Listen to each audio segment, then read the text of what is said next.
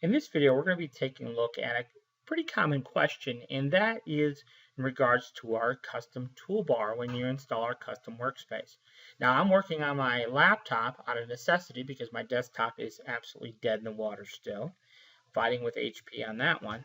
But at any rate, when you're dealing with a smaller screen resolution, the way we set up the toolbar is not necessarily the best option for those working with a lower screen resolution. So let me show you how to configure our toolbar. We just right click on the toolbar, choose this option first. Most likely we have to unlock our toolbars, and then we can move the toolbar. You can see that there. We just hover over and move it. We can also change the size of these icons by right clicking, customize, rhinestone toolbar here, and choose this option right here, medium button size. That will help. And that's a good button size for our laptop here. The other thing that might be useful for those starting out, when you hover over a particular icon, it does tell us what the tool is.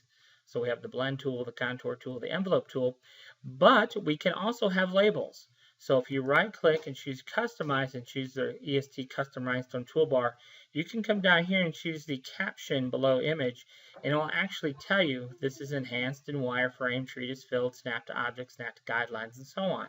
Of course, the problem that you run into is that you can see we're not able to fit all of our icons in one row. So even if we were to change our icons, let's say we change the icons to small button size, you can see even still, we still cannot see those. So here, at least on my laptop for sure, I'm just going to use the medium button size, but I'm not going to have the caption. I'm going to use image only, and then all of my icons will fit. Now this is an old version of the toolbar because I really don't I wouldn't typically do work on my laptop. Out of necessity, I'm doing it now because I have no choice because my desktop is dead. But I want to add one additional function here to the toolbar. And you may find yourself working with a particular tool and you want to add it to either your own custom toolbar or to this one. I would caution you though, because you can kind of sort of mess it up if you do what I'm about to show you incorrectly. Now you can restore it simply enough, but if you just take an extra second and make sure you're doing it properly, it'll save you some frustration. So let me show you what we want to pull out and use. Under the Arrange menu, there's a Shaping menu, and in that Shaping menu, there's a Boundary function and a Weld function. Both of those functions I use quite a bit, and oddly enough, they're not available directly. Let me show you what I'm talking about. If I make a selection like this, and I select two objects, you can see what my toolbar is here. If I select those two objects, now you can see that I have all these options, weld and trim and so forth. Now, if I go ahead and just type out some text, let me give you an example here. I'll tell you what, let's do baseball. That'll be a better example. So we'll type out the word baseball. This is good. This is kind of a little side note. Let's go into wireframe mode. And let's change our font here to brush script. Okay, anytime you're using any type of script font like this, you see how these letters overlap one another? See that there? So if I select my text, you can see that there's no option up here available to me for weld. And what I want to do is I want to weld my letters together. So what I would have to do is I'd have to go to the Arrange menu, I'd have to come down to Shaping, and if I choose Weld from this menu, look what it did to all the letters that were overlapping. You see the difference there? Okay, so we go back to the Arrange, Shaping, and Weld.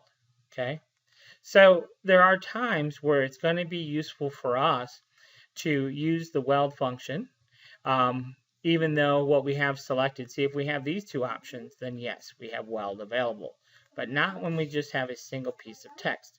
So I like to throw that on my toolbar rather than dig for it each time.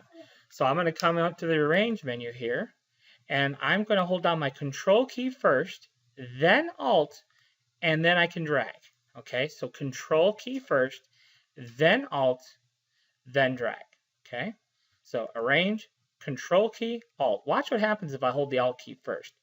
See, the menu goes away, okay? So it tries to protect us. But just remember, it's the Control key first, then Alt, and then we can drag a copy of it and create a whole new toolbar if we really wanted to. All right, so now what we can do, instead of going to the Arrange menu and coming to Shaping and coming over to Weld, now we can just select our text, come to our toolbar, and there's Weld right here. Click on it. See, it's just easier. It's easier to get to. Now, the new toolbar already has that option for you. So you just click, click, and click. See, it's right there. It's much easier than going to Arrange, coming all the way down here, and coming over here to Weld. Definitely easier to get to, okay? So just keep that in mind, that you can add to your toolbar quite easily. Just hold your Control key down first, then the Alt key, and that will drag a copy, rather than if we just hold the Control key down, then it will actually remove it from its current location and move it to the new location, okay, which obviously we don't want. We want to keep it in the original location and just make a copy in the new location. All right, so that's really all there is to know about modifying our toolbar. So just remember, we have to unlock it in order to move it, and then we can right-click on the toolbar, and this is where we can change the size of our button and whether or not we want the caption or not. And of course, we've already discovered how we can take something, like for instance, I don't use the B-spline, for example, but if we did, we could just hold the Control key and the Alt key, click and drag, and we could add B-spline right here. So now we have B-spline, 3-point ellipse, and our 3-point curve tool. Now I actually don't want this, so I'm just going to hold my Alt key and click and drag and get rid of it, and that disposes of it. So I didn't hold my Control key. That makes a copy. I just held the Alt key, click and drag, and that disposed of it. Okay. So let me show you, like our 3-point ellipse. See, if I click and drag, see how the X comes? It says, hey, I'm going to get rid of this. Well, we don't want to get rid of it. All right. So that's how you can customize your toolbar with the functions that you like to use the most frequently, and how to change the button size, and of course reposition it so you can see all these icons available to you. Thanks for watching.